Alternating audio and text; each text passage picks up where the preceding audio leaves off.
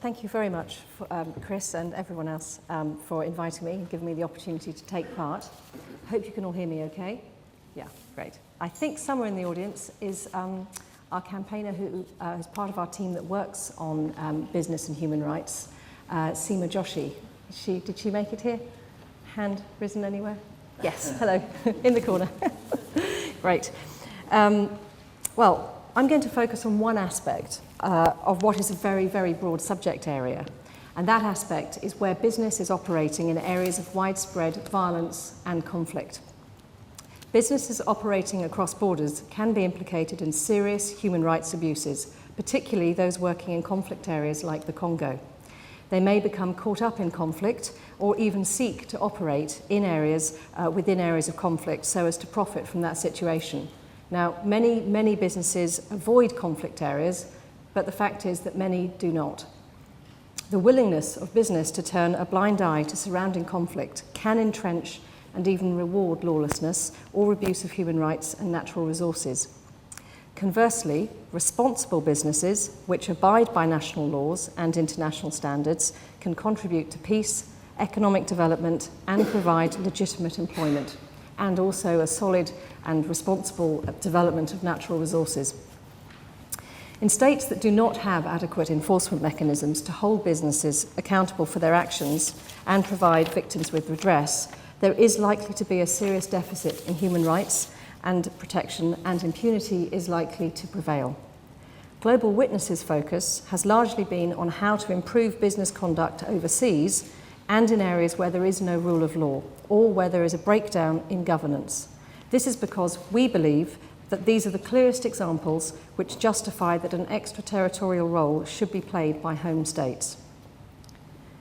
For us, it is very simple, and I am simplifying, and Seema, as a lawyer, would be holding her head at my simplifications here. When businesses choose to operate in places where there is widespread violence and conflict, voluntary initiatives alone are simply not enough, and regulation is required.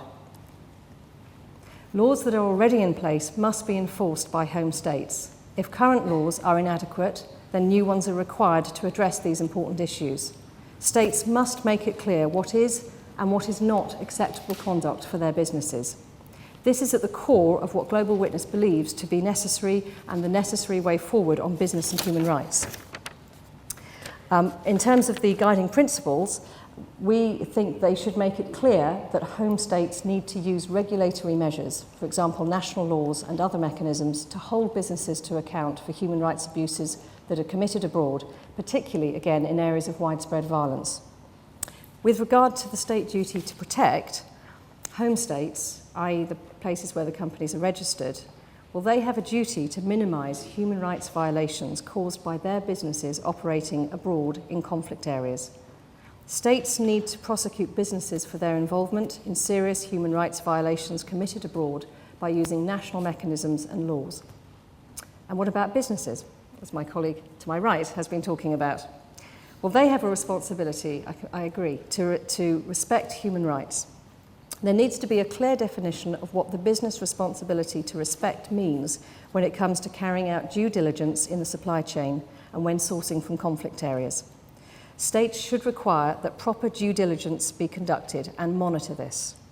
There is a place for voluntary, but as the Kimberley process is increasingly showing, governments are simply unable to hold each other to account and to standard. And this is a very big problem.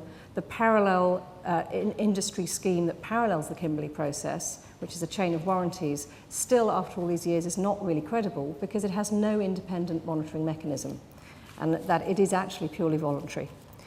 So for us, we see that the very recent American Frank-Dodd Act, also known as the Finance Reform Act, is really a clear signpost of the way ahead. It includes a requirement that certain minerals imported into America from the Congo can be credibly shown by the company involved to be declared conflict-free, and, very importantly, it includes independent verification. Now, I know that some companies are not happy about this, but this problem has been known about for years, and really a regulatory way and legislative way forward is the only way to actually tackle this problem, in our view. And access to remedies, again, this has already been mentioned.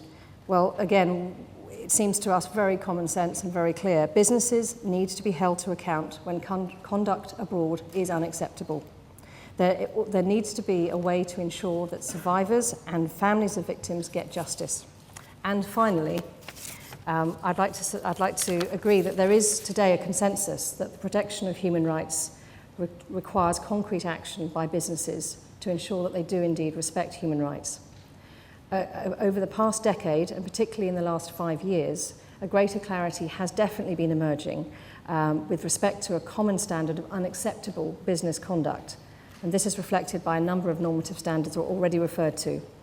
And building on this, Global Witness advocates for a greater regulatory set of measures in addition to voluntary ones. So I'd really emphasise that it's voluntary and regulatory. It's not an either-or situation going forward.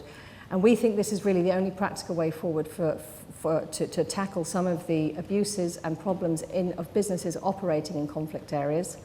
We think that regulatory will help produce a far more level playing field for the businesses that are actually trying to do the right thing, and will create a more level playing field for countries going forward as competition for resources is bound to increase.